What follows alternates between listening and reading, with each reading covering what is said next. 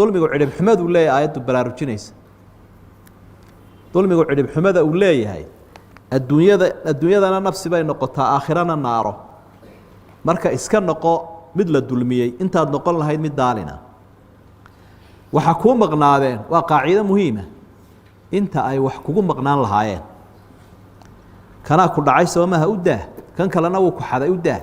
mid baa ku dilay u daa isagana way biiraysaa una ha wadaan taabicigii jaliilka ahaa xasan albasri ayaa leeyahay hebel baa ku xantay dabaq timira buu u sameeyey oo markaasuu dabaqii timirta ahaa buu u dirayoo wuxuu ihi niyow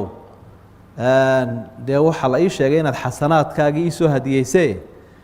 anigu kolla kuuma abaal gudi kare ee bal intaa timirta ah ku qaxwe oo ilkaa ku soofayso bal ka warra casharkaa iyo cibradaa mid waloo ku xantay iyo mid waloo ku xafuujiyeyba waqad khaaba man xamala dulman marka iska ilaali in wax kugu maqnaadaan oo dadka ilaahay